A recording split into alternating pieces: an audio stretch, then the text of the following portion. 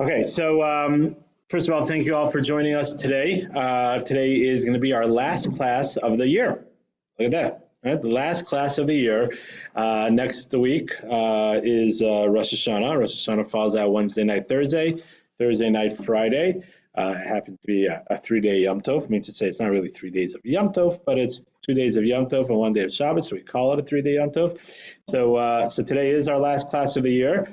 And let's go out with a bang, right? Go out with a bang. So it'll be very exciting. Just one quick announcement, and hopefully we'll after a session we'll send out an email with the time change. But we are going to change the time. We're not sure exactly when. We'll figure that out, either 7:30 or 7:15, because now the Mincha Ma'ariv ends earlier. We will change that time, and we will let everybody know what time we are changing the class too. Okay, so this week's Parshah is Parshah Nitzavim. Parshah Nitzavim, right, on page 1086, 1086, that's where it starts. It is an extremely short Parsha. We're now in the part of the Torah where we just had all these long Parshas, and this is a short Parsha. It's not the shortest Parsha, but it is 40 Pesukim, only 40 Pesukim. Right, where there were some aliyahs that might have been longer than this whole parsha, right, in the past. But the whole parsha is 42. And the Parshah Nitzavim always falls out before Rosh Hashanah. Right? Sometimes it depends how the year works out. Sometimes it's some Vayelech. They're together Vayelech. Right? But Nitzavim always falls out before Rosh Hashanah. And there's a reason for that. As we'll go through the parsha, you'll see that the parsha is a great, every parsha of course is, right? But this parsha in particular has some very deep ideas that we need to reflect on, right, as we are ready to go into Rosh Hashanah. So we're just going to point those points out as we go along, the different points that we go through the parsha. But it's an interesting fact, interesting tidbit, that this parsha always falls out before Rosh Hashanah. So let's start it off. Atem Nitzavim Hayom Kulchem, right? Atem, you, right? Moses talking to all the Jewish people. All of you are gathered here today, right? Kulchem, all of you, Hayom, today, right? In front of God. And then he goes into details. The head of the tribes, Ziknechem, your elders, Ritzotrechem, the judges, Chol Yisrael, and every Jewish person. And that's not enough. He continues, right? Tapchem, your children, the Shechem, your wives, V'gercha, and the convert, Shebekarecha, and the convert that joined your encampment, V'chotz Veitzecha, and the wood chopper. Everybody, right? Everybody's here today, right? From the rabbi to the wood chopper to the water carrier, right? To the convert, to the children, right? To the judges. Everybody's here today, right? And then what is it? La'avod bris Hashem, la'avrachas bris Hashem, right? To ensure that we accept, right, the covenant of God, and then he continues. Moshe continues speaking about the covenant of God a little bit, and we're going to talk about that in a few minutes. The commentaries point out a few things. Number one, right? Why does Moshe have to Atem Nitzavim Hayom? You're all gathered today. This is actually something that happened, right?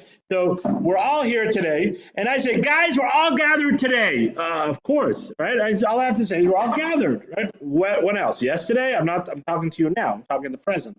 Right? Tomorrow? I'm not talking in the future. I'm talking in the present. So all I have to say is we're all gathered together, right, to accept God's covenant. So why does he have to say Hayom today? That's one question. The other question is, if he says Kulchem, all of you, so that encompasses everybody, right? That includes the rabbis, includes the judges, includes the head of the tribes, includes the women, includes the children, includes the water carrier, includes the computer programmer, right? It includes everybody, right? Everybody. I don't think they had computer programmers back then. Okay, right? But it includes everybody. So why does Moshe then have to go and specify each one? Either he should have said, Atem Nitzavim Hayom, Lifnei Hashem Elokechem, Roshechem, Shebechem. If you want to go and emphasize each person, so then go ahead and emphasize each person. Why do you have to say Kolchem? Why do you have to say all of you? And he says Kolchem, he says all of you, right? So then why does he have to go into specifics to each one? And we know that there's not even an extra letter in the Torah. Right? There's certain Jewish laws that we learn, from an extra letter, or by laws two laws being next to each other. What's the reason why these two are together? And it goes into details, right? So why does Moshe Rabbeinu, right, who, as we spoke about all the way at the beginning of Devarim, of course, divine and God wrote it, but it was inspired with Moshe. This Devarim was sort of Moshe writing it, in the first person, and by him sort of dictating it as through God, right? So why did he go and said Kolchem, all of you, and then go specify it? Either just specify it and don't say Kolchem, or just say Kolchem, and you don't have to specify it. And we know there's not an extra letter in the Torah. So those are the other questions. Those are two big questions that the commentaries ask on these verses. And the commentaries explain something very powerful. There's a few different answers, but something very powerful. Number one, why say Hayom today? Of course we know it's Talmud Hayom. But Moshe is really realizing, and it's going to say a little later, right, that Moshe is reminding the Jewish people, he knows that we are going to read it today in 2024. Right? In 2024, right, we're going to read this Torah. And when we read the Torah, Atem Nitzavim Hayom, today, Moshe wants us to realize that it's not only back then, after the splitting of the sea and the giving of the Torah and 40 years in the desert with manna and the clouds of glory. And not only then is he referring to the Jewish people, but every time we read the Torah, every day we have to say, Atem Nitzavim, we are all gathered today, right, to accept the yoke of Torah. Today, we talk reading the Torah, Hayom, when we say today, we have to remind ourselves that for us today, we also have to accept the yoke of Torah and think about that. That's one idea, right, of why it says Hayom, right? Because Moses wouldn't have had to say Hayom to the Jewish people back then because he's talking to them, but he adds the word Hayom into his conversation to the Jewish people and writes it in the Torah for us, that every day we have to remind ourselves that even nowadays, with everything that's going on in the crazy world that we live in, right, Hayom, we have the ability to accept the yoke of God, right, and to accept His covenant. So that's the idea of Hayom, why it says Hayom. Why then does Moshe Rabbeinu, why was it not suffice just to say Kolchem, all of you? Why does he have to go into specifics? And if he's going into specifics, why does he have to go into say Kolchem, all of you? And that's really not so difficult because he doesn't mention everybody. He doesn't talk about, he says the water carrier and then the wood chopper. I mean, he basically covers everything, but it's not really everything. So therefore he says Kolchem. Okay, maybe. But the commentaries answer that Moshe Rabbeinu is teaching the Jewish people something, an important lesson in the continuity of the Jewish people, and an important lesson of how we have to respect each other and how we have to grow together, right? And to ensure the success of the Jewish people, we have to have this important lesson. And what is that? Says the commentaries, and many different say this, that's why I'm not saying specific. I would say the commentaries that Moshe Rabbeinu is teaching the Jewish people that Kulchem, all of you, yes, when you meet someone at a party, right, part of a conversation or a kiddush or whatever, wherever you are, right, after a few minutes, what do you do? What do you do? Right? Where are you from? What do you do? Right? We sort of ask. That's sort of a part of the conversation, right? Because we define people by their job. We define people by their age. We define people by their status of something. That's how we define people. And it's important to a certain degree to do that. But Moshe Rabbeinu is teaching the Jewish people that we're talking about accepting the yoke of heaven, the ability to connect to God. And it doesn't make a difference if you're the head of the tribe. It doesn't make a difference if you're the judge, right? And again, the judges and the Jews, they had to know the whole Torah, right? They had to know all the code of Jews. They had to know everything. And they also had to know 70 languages to be able to listen to everything in all the languages, right? They didn't have Google Translate back then, right? And probably you wouldn't be allowed to rely on that anyways, but okay, right? They were well learned both in Judaic and secular topics, right? It doesn't make a difference if you're a man or you're a woman. It doesn't make a difference if you're a child. It doesn't make a difference if you're a convert. It doesn't make a difference if you're the water carrier and the wood chopper, sort of like the lower end jobs kind of thing, right? Kulchem, you're all children of God, and you all have the same responsibility, and you have the same obligation and the same opportunity to accept the yoke of heaven, to accept God as our King. and to accept this bris, this covenant that God did, as it says, right? Laman Hakim Ascha, to fulfill this bris, covenant that I made with Abraham, Isaac, and Jacob, right? That you should be Am Segula, you should be the chosen people, right? And then it continues regarding the obligation of the Torah, and we'll get into some of those things. But we all have the same opportunities. Kulchem, you're all together. And then he goes into specific. Don't think, okay, we're all together. Yeah, but that's really for the rabbis. That's really for the heads of the tribes, the judges. And it's not for me, lowly, whatever. It's not for me, the common, not for me, the woman, not for me, the child. No, we all have the same obligations. Some of us have different obligations, right? There's certain commandments that women are not commanded on. There's certain commandments that men are not commanded on. There's certain commandments that only the priests are, and not the Israelite, and there's certain commandments that are only in the land of Israel and not outside of the land of Israel. And there's not one individual, something fascinating. There's not one individual in all of the Torah, of all Jewish people ever, with all the different combinations that he could put, that could fulfill all the 613 commandments. You know that? God gave us 613 commandments. There's not one individual that could ever fulfill that. Moshe Rabbeinu was not able because it was the land of Israel. Moshe Rabbeinu was not a Kohen. Right? Moshe Rabbeinu was not the firstborn. Right? There's not one individual. Doesn't make a difference if you're a man, you're a woman, right? Doesn't make it you're a Kohen or Yisrael, because there's certain mitzvahs that only Yisrael and Israel can do. Bringing the Kohen, the gifts that are only for Kohanim. That's a mitzvah that a Kohen can't fulfill. The priest can't fulfill. So it's impossible.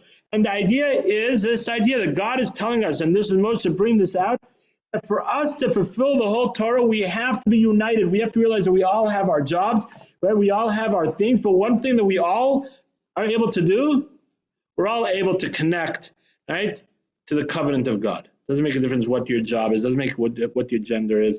And you're man and female, those are the only genders, right? Doesn't make a difference, right? You have ability, kulchem, when we're united together, then we're able to accept that yoke of heaven, right? It is such a powerful lesson that we have to remember, and we have to learn. We have to instill inside ourselves that we need each other, right? Achdus, unity is, of course, is such a powerful thing, but it's also the only way for us to get to the high spiritual level that we can, because we cannot all do the mitzvah together. If I say, no, I'm just going to go this alone, you'll never be able to have a minyan, right? You'll never be able to you have to give the Kohen the thing. He has his commandments. So when we are all doing what we're supposed to be doing, it is as if we're one body and we're all together doing all the mitzvah. So that's one idea, and that's what Moses is teaching the Jewish people. And that's Hayom also. That's also the other thing that every day we have to remember. That wasn't just back then. Every day, every generation, we have to remember this important lesson of Hayom, of today. Okay, any questions on that? Okay. So if you go to verse 14, a few verses down, so verse 14 continues with this idea and sort of speaks about this concept. This Moshe sort of speaks it out more of what we say that Moshe said Hayom today. He says, Ki eisa sheyeshno po imanu Hayom. Those that are with us today, right? Lefnei Hashem asher enenu po imanu Hayom. This is both for the people that are with us today and those that are not with us today. Right, so Moshe is really speaking this idea out, right, that this covenant, this thing is for generations. Right? Wasn't just back then when the Jewish people had all these miracles. But Moshe clearly speaks this out. It just reinforces this idea that we just said, right? And clearly in the verse that it's for everybody. Those that are here today, those that are not with us here today, right? This commandment, right? This idea of accepting the God's commandments, and the idea of we all have the opportunity, the ability to do this, and the responsibility to do this, right? That is all the time. Okay, let's move on, right, to the verse 17. Right, so verse 17, Moshe now is sort of getting into sort of the verse beforehand. It says, "Vaisirus," you could say, right? You're going to go into the land of Israel, right? And you're going to see their idols and their gold and their silver, right? Very interesting. I'm not saying anything about this, but in the Torah, I know here, and I'm almost positive everywhere, but whenever it speaks about gold and silver, it always says silver first. Right? It's an interesting point. I don't just bring out a point. It always brings silver first, right? That's an interesting point. I don't know why. I know at one point in time, what was it, like the 60s or something? Silver was worth more than gold, right? But that's an interesting point. I don't know. Okay, but so Moshe continues, and he says a very interesting verse. Verse 17.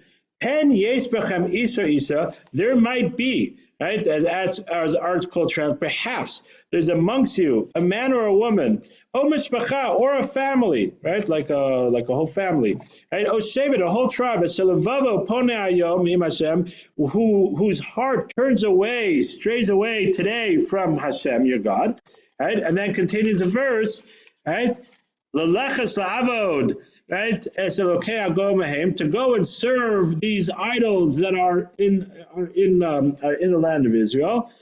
Right,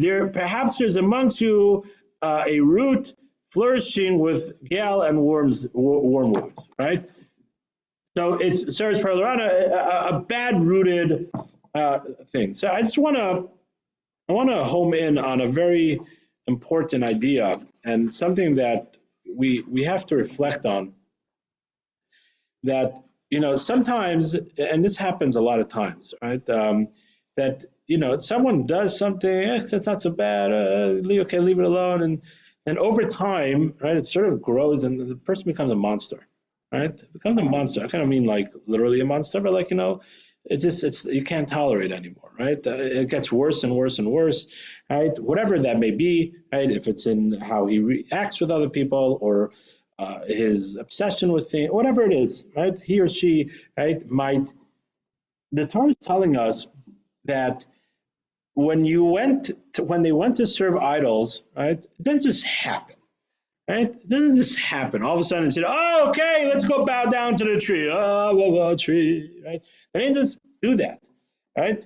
They didn't just turn away automatically. Right? They didn't say, oh, that's it, we're not going to keep Shabbat. Hey, we're not going to. It didn't happen automatically. Right? Maimonides says that the way the idols originally started, how did idols originally start in the world?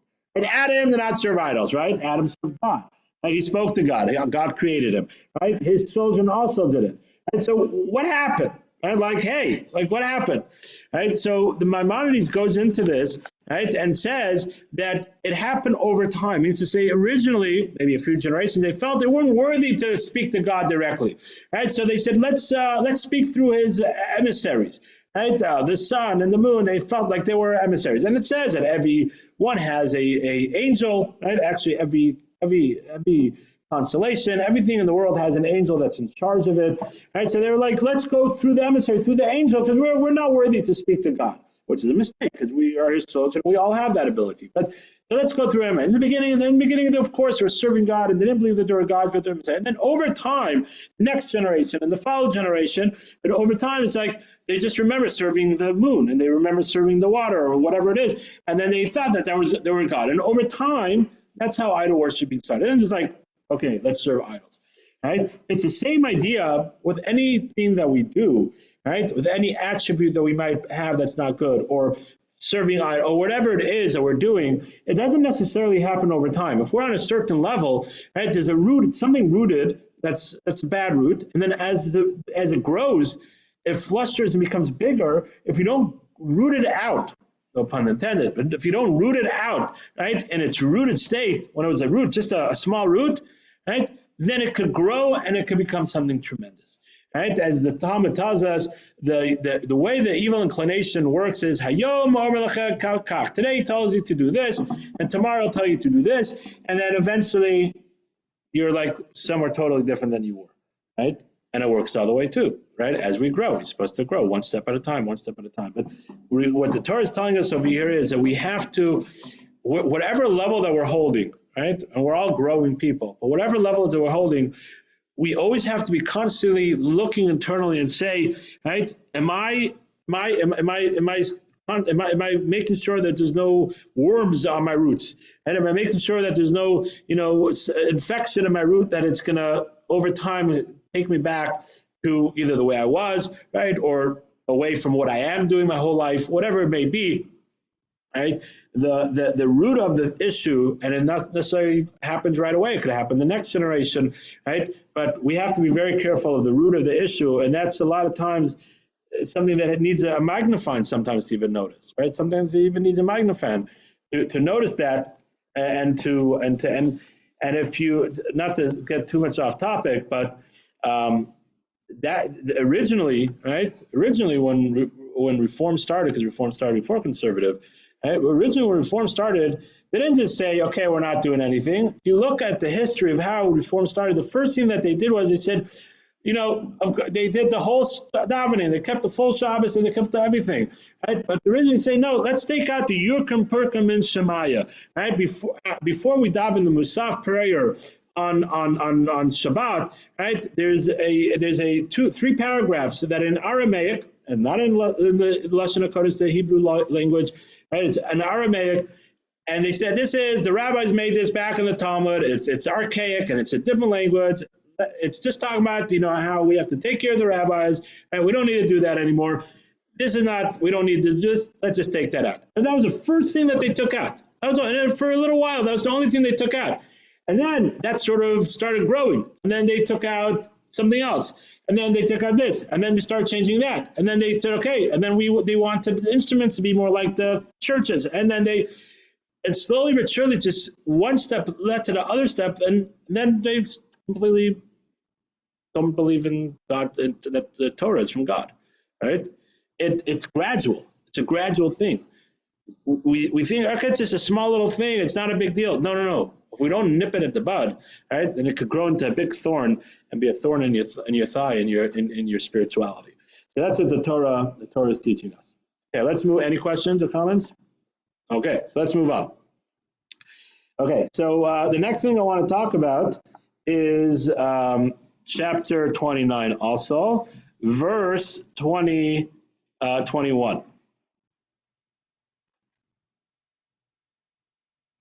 So verse 21 really like for a few verses, it sort of goes into this.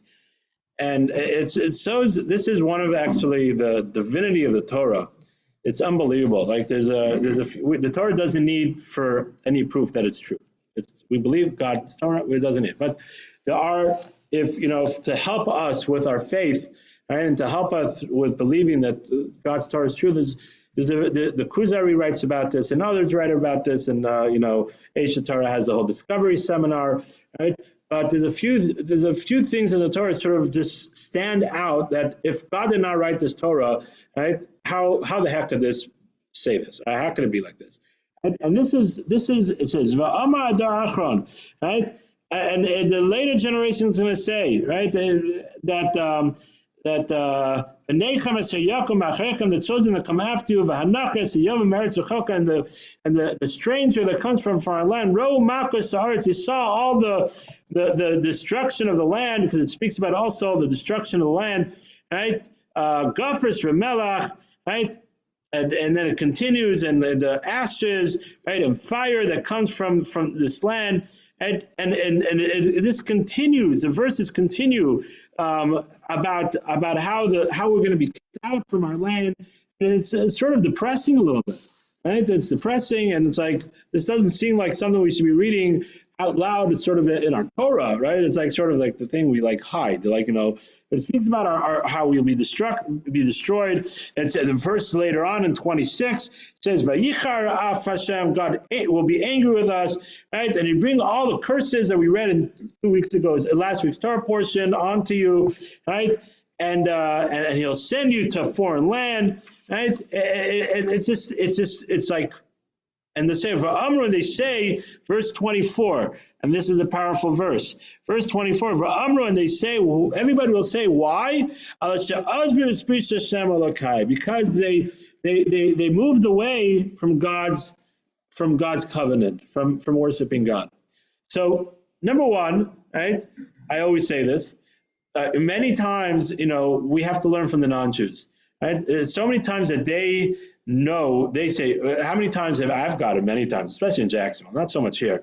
Right? But in Jacksonville, I got it a lot of times where it said, you're the chosen people. right? You're the chosen people. Like, I had some, could you bless me? Right? They realize that we're the chosen people. They know that. I wish we knew as much. We do know, but I wish we believed it as much as they knew. They know how much we're the chosen people. Would act so much different, right? But they also, and it was known that the reason why we were sent out of the land of Israel, the reason why we have all the struggles, because we're not keeping to the Torah. We're not keeping to what it says. But that's not the point I wanted to bring out. The point I wanted to bring out, and such a powerful thing. The point I want to bring out is that how could the Torah tell us that if the Torah is not written by God, it was written by humans, right? It was written by humans. That's what some people. It was written by the rabbis of that time, and that's why it's archaic, and that's why it doesn't apply now. It was written back by rabbis. If it was written by humans, first of all, right, any person that's writing sort of the code for its nation, a new nation that's being created, and they're like the leaders, they're not going to write doom and gloom in that. It's all going to be it's all going to be positive, right? In the background, if we don't behave, whatever, but they're not going to write it straight out that you're going to be sent away and you're going to be destroyed. And number one, that just doesn't make any sense. Okay, but that's not just logically, there's different kind of logic, right? There's logic like this. It just doesn't make sense, right? Come on, it's not foolproof, but it's okay. It has to be this way, so that's one point. The other point is, but how can you go and write and say that this is going to happen? You can say that if you don't behave, there'll be trouble. There'll be a problem. But to say that you'll be taken out of your land and then there'll be this trouble, and the nation's going to say, how can you say straight out, right? How can you have you don't know what's going to happen tomorrow, right? They don't know what's going to happen. Yeah, there's statistics and it's 90%, but to say 100%, this is what's going to happen. And to write it for eternity that you're going to be kicked out of your land, and we're going to be in exile, we're going to be punished. To say that, only God could say that. Only God who knows everything, right, and knows what's going to happen, right, could write something like that. And so that's just one of the proofs. And there's others. Again, we don't need to prove it to help our emunah, to help our faith. Right? It's one of the proofs that the Torah has to be divine, right? Because otherwise, first of all, just logically, it doesn't make any sense that if I was writing a book for my nation, I wouldn't write doom and gloom in there, right? And number two, right? You can't write something that you don't know if it's for sure going to happen, right? Just one more, and we'll get back into this week's parsha. Right? This is famous, right? The kosher animals. The Torah clearly writes. What is a kosher animal? If it has split hooves and chews its cud, right? That's a kosher animal. And the Torah goes ahead and specifies the animals that chew the cud, that have split hooves and chew the cud. And then it says in the chazir, the pig has split hooves but doesn't chew its cud. And this one chews its cud. And this is, and then it goes, and that's it. Right? And those are the only animals. So the commentaries ask, why did the Torah have to go ahead and specify these are the animals? If this is man-made, don't forget, it's man-made. They just came out of Egypt. Okay, even if they're super smart and they are well-traveled, but they weren't because they just came out of Egypt, right? So they weren't so well-traveled, right? They're in just the Middle East, right? They're in a desert, right? So these are the only animals they know, maybe, right? Probably, right? So how can they say that these are the only animals that have? It's very smart. Make a rule. If it has split hooves and chews its cud, you can eat that. Yeah, that's smart. Anywhere throughout it, you go travel the world. Look at it. But to say these are the animals that are only ones that have split hooves and chews its cud, you know what the other parts of the world are? Have you been to Asia? Right? They don't even know what the other parts of the world were. They didn't travel, right? They didn't know where things were. So how can, if it was man-made, how can they write that these are the only animals, right, that have split hooves and chews its cud? Only God could do that. God who created all the animals, and it's still proven, these are the only animals, right? With all our technology and finding new species and different things, these are the only animals that have split hooves and chew the cud, right? Only God could do that because He created. That's just another for us to help us build our emunah, our faith that God wrote the Torah, right? It's just another one, just because we spoke about this one. It's another one, just a fascinating idea to reflect on and to think about. Okay, let's move on. So we're going to move on now to verse 28. That's on page 1090.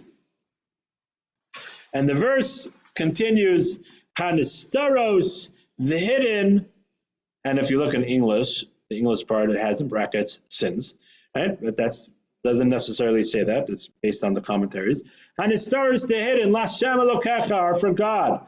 But Haniglos and the revealed, Lanu, for us, Levanenu, and to our children, Ad Olam, La'asos is called Divrei HaTorazos, to fulfill the whole Torah, this whole Torah. Right? So there's a lot to speak about in this verse. It's a very powerful verse. But I just want to talk about 2 points. Number one, Hanistar, the hidden. So in the article, right, the English, you go ahead and add the word sin, right? So the hidden sins are for God.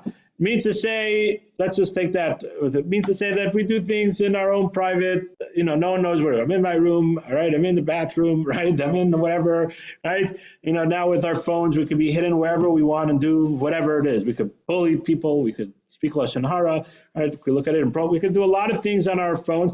And not only that, whatever. Let's say officially kosher, but I want to eat something that's not kosher, and I go out to, go to the boondocks somewhere where there's no Jews, and I buy some non-kosher, and I go to my hotel room, no one's watching me, and I eat it. And it's Staros, Lashem Elokeinu. God is everywhere, right? As the kids' song goes, right? Hashem is here, Hashem is here, Hashem is truly everywhere. Up, down, down, here, there, and everywhere. And Hashem is everywhere, right? Hashem is everywhere, and it starts Lashem Elokeinu. And we have to remember, we have to remind ourselves that. And trust me, I'm talking to myself, right? We have to remind ourselves this, that, we're running out and we want to, I forgot to bench. Oh, no, I did bench. I've almost benched. I said the blessing after, benching is the blessing after we eat, right? Right? I did do the bracha of the blessing afterwards. I did that as quickly. I said the Shema. I didn't, right? We can fool ourselves, but we have to strengthen that belief, and this, especially as we go into Rosh Hashanah, the Day of Judgment, right? We have to strengthen this and know God knows everything. And the stars, the hidden is all revealed to God. When it glows, but the revealed, it's for us and our children. Means to say we have to be role models, right? We have to understand. We have to remember that what people see, right? What people see us doing, our children and us, right? What's niglos, what's revealed, we have to be role models to do what the will of Hashem. Because when we do something, and it's people see you coming to class, people see you going to shul to daven, people see you, someone comes over to you during davening, right? They want to grab a nice conversation with you, right?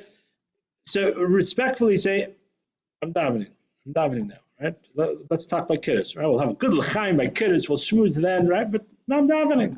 Right? I'm listening to the repetition of the Amidah. I want to be able to answer Amen. Niglos, what's revealed, right? Let's be those role models. So that's one idea.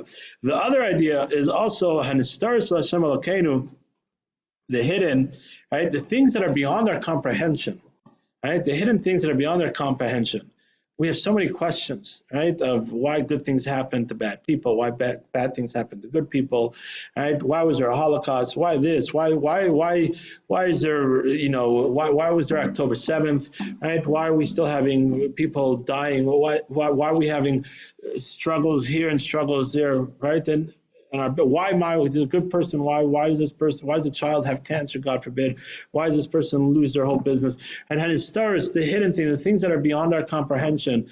Hashem Elokeinu. We have to build that emunah, that faith, is that God knows what He's talking about. That God knows what He's doing, and have that faith that God knows. It's not for us right now, right? When we get up to heaven, God will reveal and we'll all be clear, right? But it's not for us. We don't understand it. Haniglos, the things that are revealed, the things that we could understand, right? So many times God shows us, right, His kindness and shows us His ways. And I'm not going into this. We gave a whole class on this once, right? But, there's so many times when you miss something and then, a few days later, or even sometimes that day, you realize, oh, wow, that was such a great thing, right? And just an example, right, that's sort of so evident, right? There's a lot of stories that were brought out during 9/11, right, of people that they missed their bus, or they missed their ferry, or they got caught up. I mentioned the story of my second cousin, right, who the kid got sick that morning, right, and her husband was out of town, and no one could babysit, and she missed an important conference meeting, her first international conference meeting, right, that she had, right, and she was all upset. And of course, a few hours later, God revealed. Right, so Haniglos, when God reveals to us, right, when God reveals to us, and what we see, what's going on, the good. Lanu Levanenu, we have to reinforce within ourselves and our children, and our children means to educate others and our children to say, see, This is to instill, to build up that faith that when this starts, when there's hidden things, right, we always have to remember that God knows what he's doing.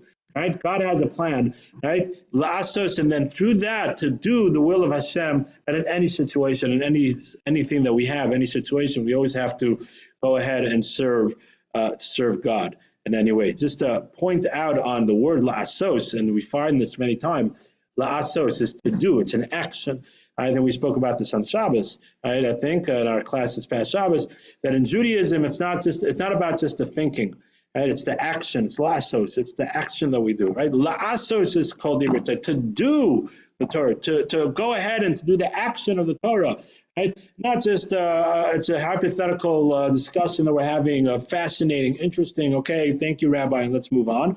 And no, it's to practical, to do, and to get your hands dirty. Right, like a farmer gets their hands dirty. They wake up, they milk the cows, and they plow the land, and they put the seeds down. You have to work. Right, if the lassos to do the mitzvahs, right, and that's why it uses the word lassos. Any questions or comments on this? You guys are easy today. Okay, so let's move on. Okay, so we're going to move on to chapter 30. Now we're moving into chapter 30. We're going to do verse 3. All right. So chapter 30 starts up. Verse 1. But we're just going to sort of talk about the whole little thing, and we'll go into it. Is called be when you have all these things. It's a brachas, the blessings and the curses. It's a nasati lefnechem that I placed in front of you, right? And then it continues. It says, "V'shav Hashem lakacha v'shemata b'kol kol asher anochi mitzavcha hayom atavim b'kol levavcha kol nafshecha." Right. So the verse says like this. Right. The verse says that you will do. Right. We say this in the Shema. We say those words in the Shema. What does it mean? You'll do everything I command you with you and your children. What does it mean? With all your heart and nafshecha, and your soul. All right. What does it mean with your heart and soul? Right. This the phrase your heart and soul. Right. There's a phrase with your heart and soul. Everything's from the Torah. It's in the Torah. It's from your heart and soul. That's where it's from. Right, so the commentaries explain levavcha, your heart. Right, so the Torah says b'snei yitrecha, with your two inclinations. Right, we have the good inclination, yetzer tov, and yetzer hara, the bad inclination. Right, what does it mean? How are we doing the Torah with your bad inclination?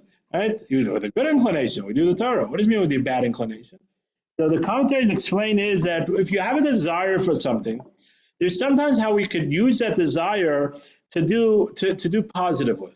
Right? For example, right, if someone wants a little honor, right? Now, honor is not a good thing, right? You're supposed to run away from honor, right? But you could twist it. If it's not too bad, you could sort of try to twist it a little. So use that to sort of come to shul.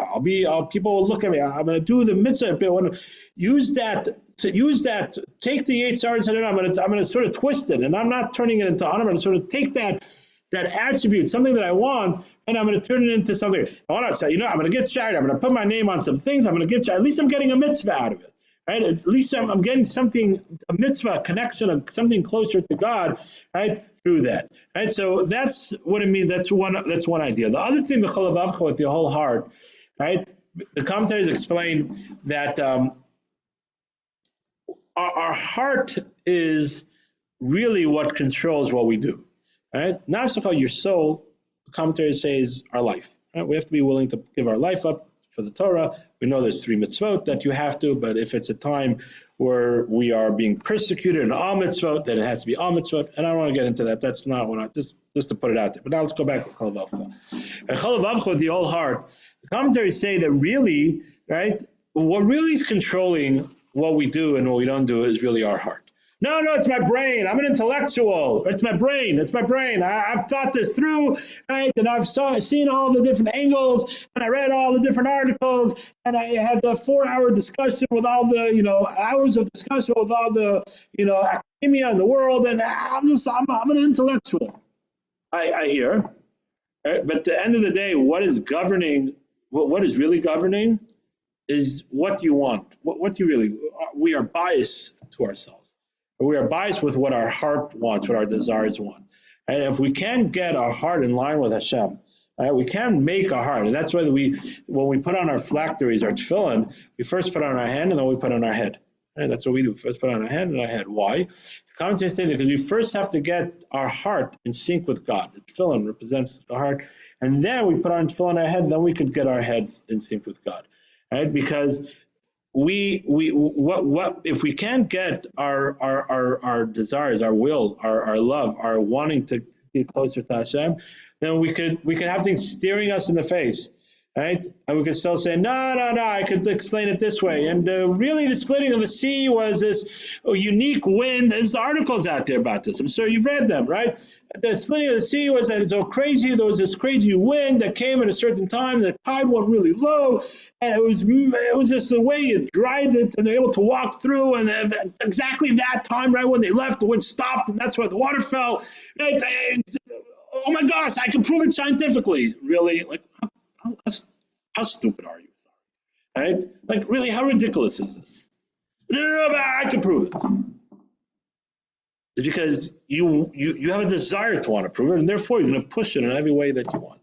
It's with the whole heart. We have to get our heart in sync, right? And that's the more mitzvot that we do, or the more Torah we learn, right? The more we have to learn about it because we have to know what God wants from us, right? But we have to have a desire. And I've seen this time and time again. People that I've learned with, people that have come to my classes, right? Those that have no desire at all. It is like we're forced by someone to come. Rarely do they come back. Right? Rarely does something come out because they have no desire. Sometimes the intellectual sort of stimulates something and they have questions and they come back and then the heart gets pumped, and it happens sometimes. But rarely, it's usually the people that are yearning for something, they're looking for something. They don't know what they're looking for, but they're yearning for something, some kind of desire. Those are the ones that come back because that's v'chol vavcha with your whole heart. Okay, let's move on. I saw this today for the first time, right? And I've learned Nitzavim 42 years old. So I mean, didn't learn when I was 0 years old, but probably for a good 35 years, right? I've learned Nitzavim. For the first time in my life, I've seen it. Maybe I've seen it before and I forgot.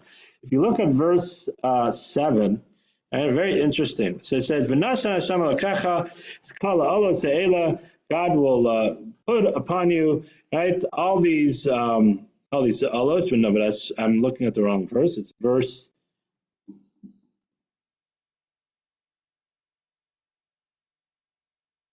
Second, Ayla, here's 7. Right? It's called Es Levav Chaves Levav. Es Levav Chaves Levav. Yeah, sorry, verse 6. I apologize. It says, Ma Hashem Elokecha Es Levavcha Ve'es Levav Zarecha. And Hashem your God will circumcise. Really, it's a circumcision. It means to say like getting closer to God. It's a I don't want to get into why it's called that, but it's Levavcha Ve'es Levav Zarecha. If you take the first letter of those words, right, S, Levavcha, right, Aleph of S, Lamed of Levavcha, the Vav of the S, and the Lamed of Lev, what does that spell? It spells Elul. Right? It spells the month of Elul. Right? And we have what the month of Elul we know is a month of getting closer to God. Elul also represents Ani Ladodi Li. I am from beloved, my beloved is from me. Right? And this is also saying, as Levavcha, as Levav Zarecha, your heart and your offspring's heart is a time of El that we can get closer with our heart. If we want to get closer to God with our heart, if we have that desire, right? God wants to have that relationship with us and get closer to us. So I think that's very fascinating.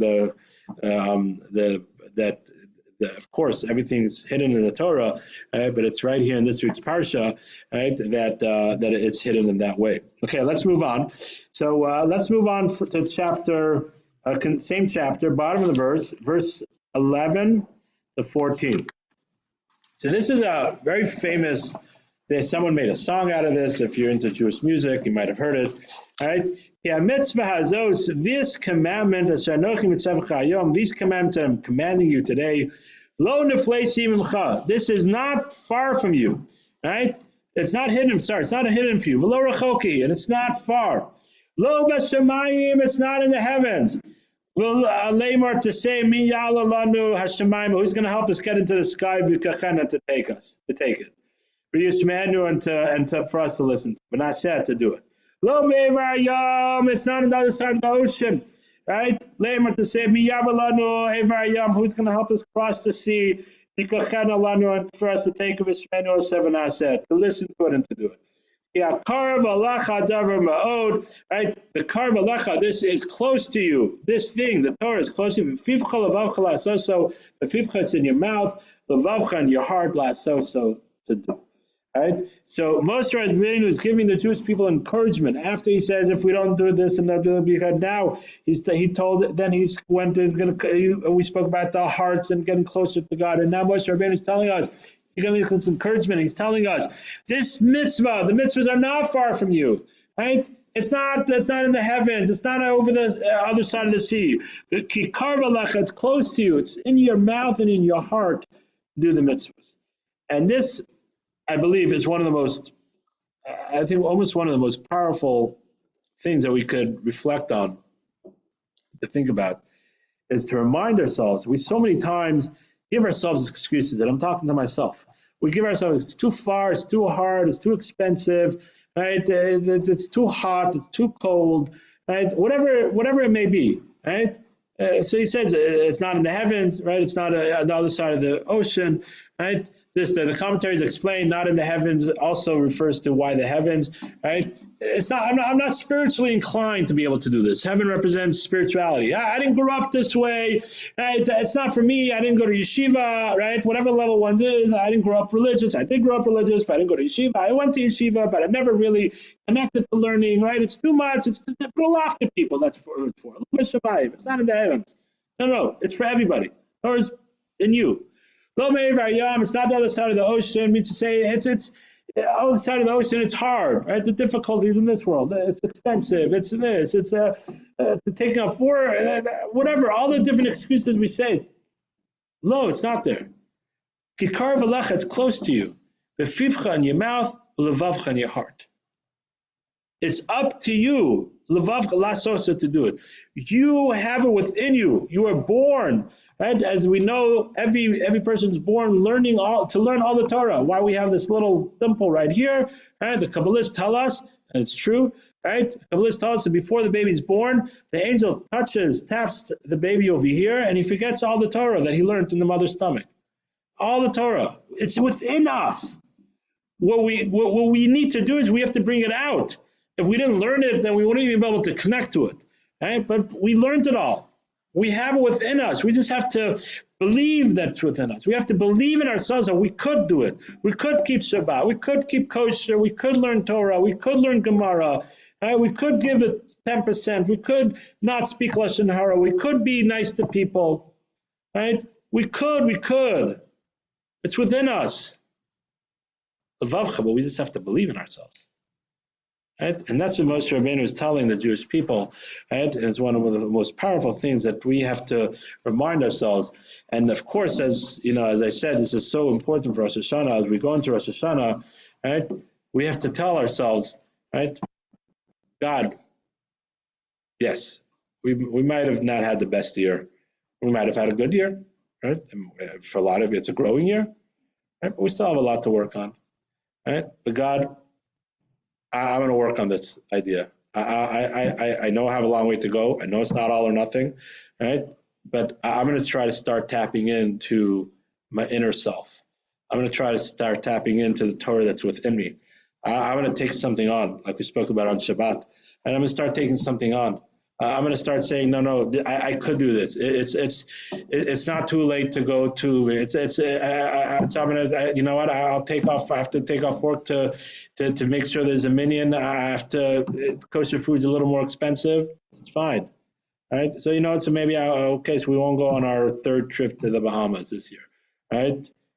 Or whatever. Of course, I'm exaggerating, but I'm going to do this. I can do this. Because it's within each one of us. And that's what Moshe Rabbeinu is telling us, and that's something that we have to believe as we go into Rosh Hashanah, the day of judgment, we're anointing God as our King. We have to believe that, connect to that. I want to end with one thing, one more idea in this week's parsha. There's so much in this week's parsha. I just want to end with one more idea in this week's parsha. And again, this idea is one of the core values of the Jewish people, and another thing to reflect on as we go into Rosh Hashanah. And it's the next verse 15. The verse says, Re'eh, Moshe says, Re'eh nasati lefnechem hayom, Re'eh, see, right, that I'm placing in front of you today is a chayim, life, vesatov, the good, vesamaves, and death, vesara, the bad. Right, that I command you today, we have to love Hashem, right, to go in His ways, to heed His mitzvahs, to protect His mitzvahs, all different kind of commandments. Right, let's skip a little bit. Right, let's skip to verse.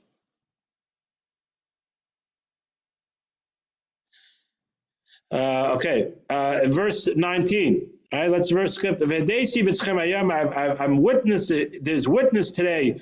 I'm placing the heavens and the earth as witnesses, right? Because they're around forever. It's not something that ever is going to break, right? So I'm placing in front of you today the heavens and the earth as witnesses, right?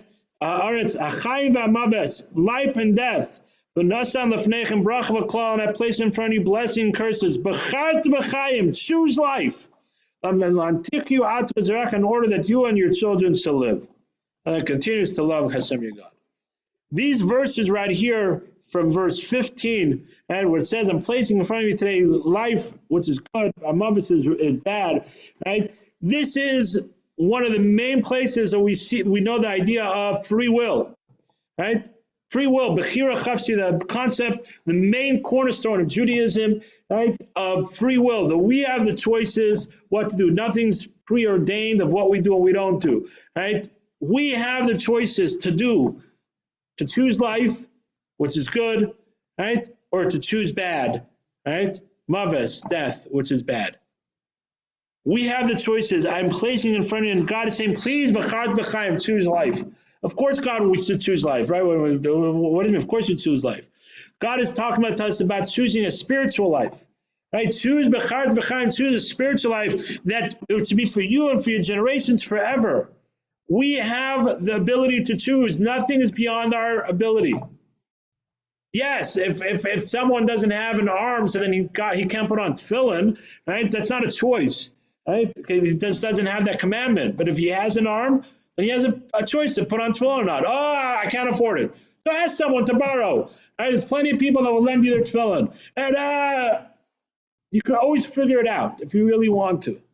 If you really want to, you could. Right?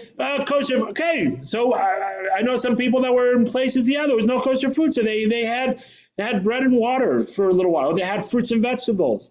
Right? I remember I got stuck in Milan for 3 days or 4 days. I mentioned that thing once. I got stuck there. Right? I ate them fruits and vegetables. That's what I ate. Right? We didn't eat a lot. I had some snack with me, but we didn't have a lot. And we figured out what's kosher. Yes, you could do it. You have the choices to do, to compliment, to do everything. It's our choices. Choose life. Free will is a cornerstone of Judaism. Nothing's preordained. There's no concept of, well, this is just how it's going to be. There's no concept of Satan that has any control over anything, right? There's a Yetzer Hara that God placed in this world. He has some powers to try to entice us. But the Yetzer Hara wants us to beat him. The evil inclination wants us to beat him. He wants us to choose life too, because he's a servant of God too. But God placed in front of us free will. There's a cornerstone of Judaism, right? The cornerstone of our belief, right? And we have to remind ourselves every day that it's up to us. We can't come up to heaven and come up with any excuse. God knows everything. Oh, I was very poor, right? As the Talmud tells us, I was very poor. Were you really poorer than Hillel? Hillel, the great Hillel, right? He couldn't even afford. He wanted to listen, and he got snowed on the roof. Right? He had nothing. Right? I had desires. You had really greater desires than Joseph, right? Joseph, right, who was a slave in his master's house, and his mistress was constantly attacking him and wanting. And every time that the owner wasn't there, and she was seducing him, you have greater desires than that? Were you ever a slave that you totally in someone else's control? And you Joseph refrained and ran away, and he got thrown into jail for that. And the Talmud continues. Because the Talmud is trying to tell us, not saying it could be maybe yes, maybe, but the Talmud is trying to tell us that we all have a choice to make. We all have a choice to make. We can never say it's beyond our control. If it's placed in front of us, and as I said, if you don't have an arm, then you don't have a mitzvah choice to put on tefillin or not to put on tefillin. Right? But if you have the choice, then it's in front of us. It's our choice. That's the cornerstone of Judaism. Right? And now we're going to take into Rosh Hashanah, as the last few days of Elul, right? Before we start Rosh Hashanah, and take into the 10 days of repentance and Yom Kippur. Say, God, we know that it's our choice. First of all, we have to accept responsibility. That's number one. Since it's our choice, we can make excuses. We have to accept responsibility, and then realize that we have opportunity too. And when there's responsibility, there's opportunity. And we have to turn that responsibility into opportunity. If we take the responsibility, we say yes, then we turn it into opportunity. We get closer to Hashem by every choice, positive choice.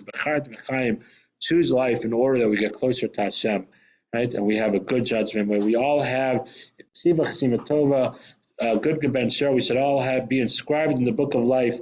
And we all have a beautiful, healthy, prosperous, a peaceful year, where all this craziness in the land of Israel may stop speedily, right? May all the people, all the reservists that were just called up, right? They should not have to go out to war, and may they stay safe.